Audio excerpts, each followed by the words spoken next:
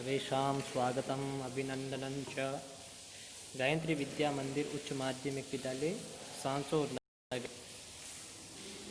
हमने राष्ट्र गौरवम जो पाठ पढ़ा था, संपूर्ण पाठ को पढ़ लिया था और उस पाठ के कुछ प्रश्न हैं अपने, उसकी अपन चर्चा कर रहे हैं। आपका पहला प्रश्न है इसका कि भारतवर्षस्य उत्तरस्य वर्तते। भारतवर्षस्य मतलब उस भारतवर्ष के उत्तरस्याम दिशि जो उत्तर दिशा है, उस उत्तर दिशा में वर्तते मतलब है भारत की उत्तर दिशा में कौन है। हिमाद्रि ही हिमालय, यहाँ तो हिमाद्रि हिमालय है। विंध्याचल जो विंध्याचल पर्वत वो है। समुद्र जो इंदु सरोवर नाम का समुद्र है वो है। गंगा सागर है, यहाँ पर गंगा सागर है। आपने अच्छे से पढ़ा है। जो भारत के उत्तर दिशा में है वो कौन है? हिमालय है। समुद्र है तो इसका उत्तर हो जाएगा हिमाद्रि। राइट आंसर कौन सा है? हिमाद्रि। हिमाद्रि स्थित है।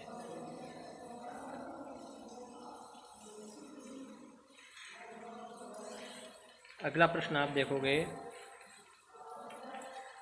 अगला प्रश्न है कि गायन्ति देवाः किल गीतकानि इति अयम श्लोकः कस्मात् ग्रंथात् उद्धृतः। क्या कहा कि गायन्ति देवाः किल गीतकानि, जो देव लोग हैं, देवताएं हैं, वो निश्चित ही गीत गाते हैं।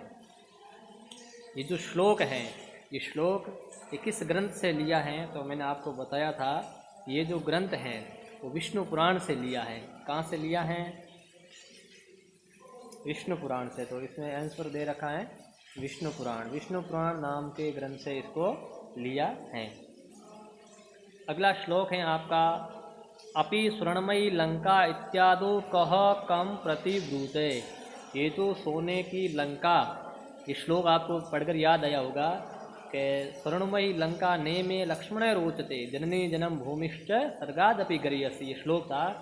इस श्लोक में जो राम हैं तो राम लक्ष्मण को कहते हैं कि हे लक्ष्मण, ये लंका सोने की होते हुए भी मुझे अच्छी नहीं लग रही है। क्यों? क्योंकि जननी और जन्मभूमि, अपनी माँ और मातृभूमि, ये दोनों स्वर्ग से भी बढ़कर है। तो इसमें राम कहते हैं, किसको कहते हैं? लक्ष्मण को कहते हैं। तो यहाँ पर कहने, तो प्रश्न में पूछा ना, क यहाँ पर लिखा ना क कम प्रति, कौन कहता है और किसके प्रति कहता है? तो रामः लक्ष्मणं प्रति, ये उत्तर उसका सही हो जाएगा। या रामः लक्ष्मणं प्रति कथयति या ब्रूते, राम है जो लक्ष्मण के प्रति कहते हैं। अगला प्रश्न है, समान संस्कृति मताम जनानाम पितृपुण्यभुः किम निगद्यते। जहाँ पर समान संस्कृति वाले लोग निवास करते हैं, उन लोगों की या फिर हमारे जो पूर्वज लोग हैं, उन पूर्वज लोगों की जो भूमि है, वो भूमि वो किस नाम से जाना जाता है, उसको क्या कहते हैं? हमारे पूर्वजों की भूमि जहाँ पर समान संस्कृति वाले लोग निवास करते हैं, उस भूमि को एक राष्ट्र कहते हैं। तो इसका उत्तर क्या होगा? एक राष्ट्र। उसको अपन क्या कहेंगे? एक राष्ट्र कहेंगे। वो एक राष्ट्र कहलाता है। अगला है, राष्ट्रस्य उत्थान पतनयो अवलंबः क अस्ति। इस राष्ट्र के उत्थान में और इस राष्ट्र के पतन में, इस राष्ट्र की उन्नति में और इस राष्ट्र की अवनति के जिम्मेदार कौन हैं? तो वो आपको पता है, इस देश के लोग ही होंगे, बाहर के तो होंगे नहीं। तो पहला ऑप्शन है राष्ट्रस्य शत्रु, जो राष्ट्र के शत्रु है वो है क्या राष्ट्र के उत्थान और पतन में? या अराष्ट्रीय, जो राष्ट्र के जिन लोग हैं वो है क्या? राष्ट्रस्य मित्राणि, जो इस राष्ट्र के मित्र हैं वो है क्या? या फिर जो राष्ट्र के लोग हैं वो है क्या? इसका उत्तर है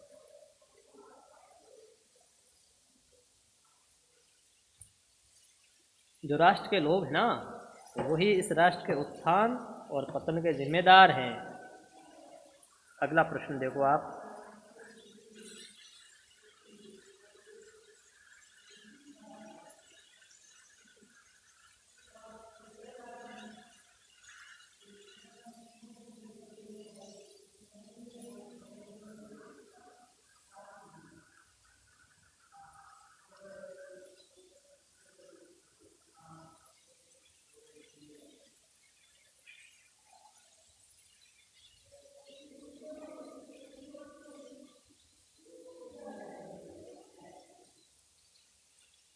भारते जन्म लब्ध्वा अपि यो जनः सत्कर्म प्राङ्मुखे भवति स किं त्यक्त्वा किं प्राप्तुम इच्छति।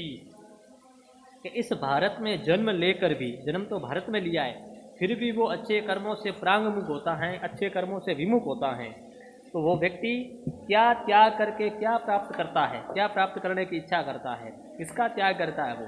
अगर आपने भारत में जन्म लिया और फिर भी आप सत्कर्म नहीं कर रहे हो, अच्छे कर्म नहीं कर रहे हो, तो आप किसका त्याग करते हो और किसका ग्रहण करते हो। तो मैंने आपको बताया जो अमृत का कलश है, किसका कलश है,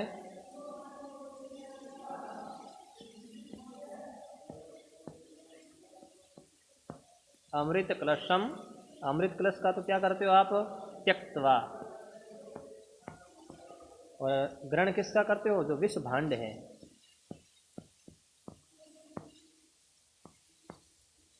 विष भांडम, और ग्रहण क्या करते हो आप, इस भांड को ग्रहण करते हो। अमृत का घड़ा है उसका तो आप क्या करोगे, क्या करते हो, और जो विष भांड है, जहर का घड़ा है, उसका आप क्या करते हो, ग्रहण करते हो, उसको प्राप्तुम इच्छति। तो विष भांडम प्राप्तुम इच्छति आप लिख लेना इसमें। अगला श्लोक है विद्यायाः प्रकारद्वयं किम अस्ति। विद्या के प्रकार कौन से हैं, दो। तो मैंने आपको बताया था विद्या, ज्ञान प्राप्ति के लिए विद्या के दो प्रकार होते हैं। एक तो होता है आपका शस्त्र विद्या,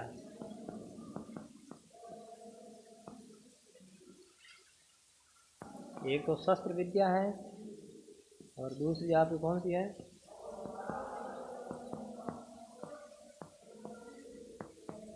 शास्त्र विद्या। ये दो प्रकार की विद्याएं होती है, शस्त्र विद्या और शास्त्र विद्या।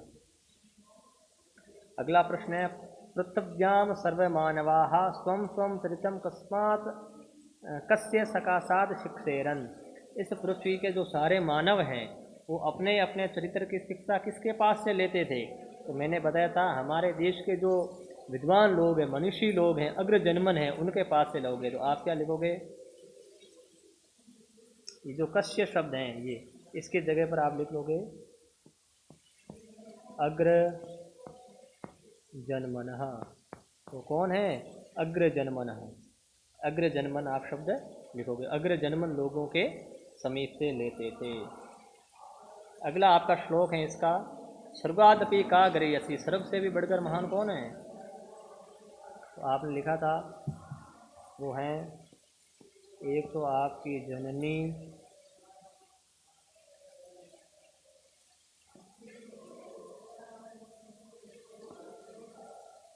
जननी, और एक है आपकी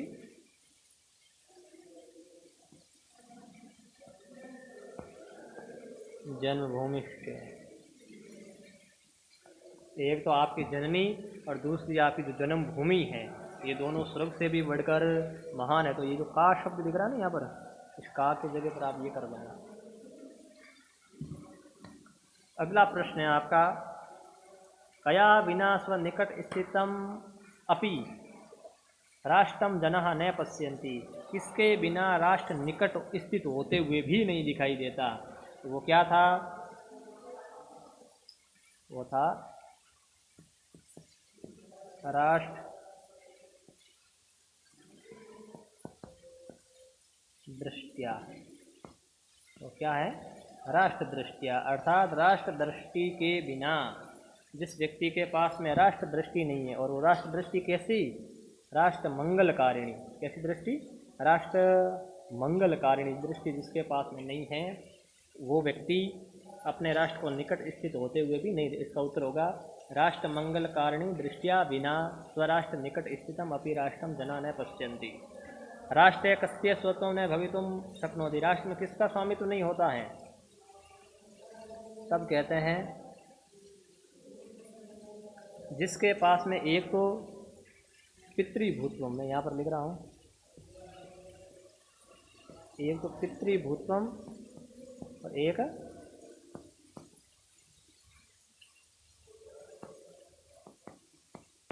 पुण्यभूतत्व। पितृभूतत्व पुण्यभूतत्व, इन दोनों का जिसके पास में क्या होता है, अभाव होता है। इन दोनों का जिसके पास में क्या होता है, अभाव होता है।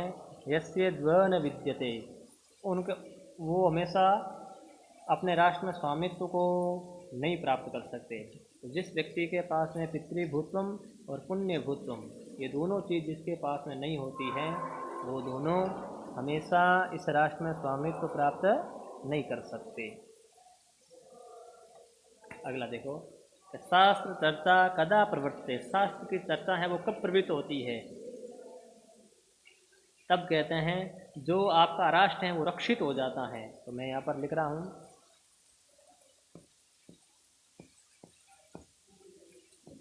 रक्षिते राष्ट्र, जब आपका राष्ट्र क्या हो जाता है? रक्षित हो जाता है। और वो रक्षित किससे होगा? शस्त्र के द्वारा। तो शस्त्रेण रक्षिते राष्ट्रे शास्त्र चर्चा प्रवर्तते, शस्त्र के द्वारा जो रक्षित राष्ट्र है वहाँ पर शास्त्र चर्चा अपने आप क्या होती है? प्रवृत्त होती है। अगला है खंड को आपको इसमें मिलान करना है। तो कुछ आपके इसमें प्रश्न नीचे चले गए हैं, चलो कोई ना। पहला ले रहा हूँ भारत। भारत का आप जोड़ोगे तो भारती के साथ में, किसके साथ में? भारतम, ये भारतीय हो जाएगा पहले का। दूसरा है राष्ट्रम, राष्ट्रम का राष्ट्रीय हो जाएगा, दोनों हो गए वहाँ पर। तीसरा है विद्या। विद्या कितने प्रकार की है? 2 प्रकार की है। तो विद्या का जोड़ दोगे आप इसके साथ में। हिमालय है, हिमालय ऊपर आपको एक हिमाद्री शब्द दिखा था, उसे हिमाद्री के पास में लेकर चले जाना। यावती, तो तावती के साथ में, यस्य सस्य के साथ में ऊपर एक भारत था तो वो यहाँ पर आ जाएगा भारती के साथ में। इस प्रकार आप लिखोगे इसको।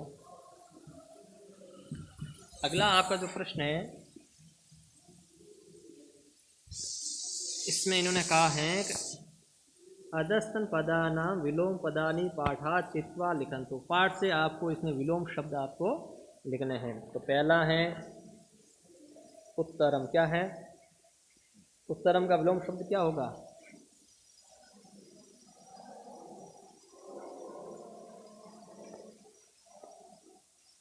दक्षिणम हो जाएगा। क्या हो जाएगा? दक्षिणम। उत्तरम का हो जाएगा आपका दक्षिणम। और लगीयसी है, लगीयसी का हो जाएगा, इसका क्या हो जाएगा?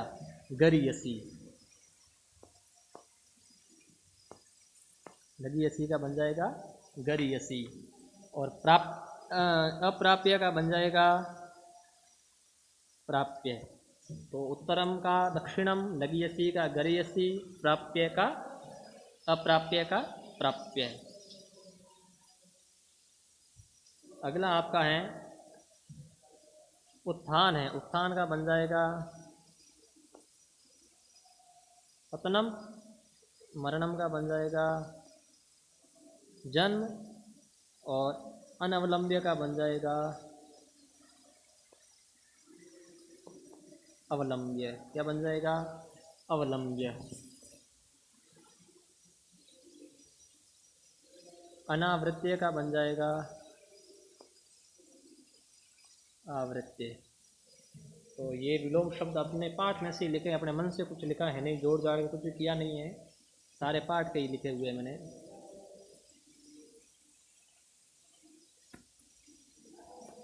अगले हैं आपको इसमें प्रश्न निर्माण करना है। हिमालयात समारभ्य इंदु सरोवरम यावत, हिमालय से प्रारंभ होकर के इंदु सरोवर तक है। तो यहाँ पर हिमालय में पंचमी विभक्ति है। कौन सी विभक्ति है? तो इसमें यहाँ पर आप क्या लिखोगे?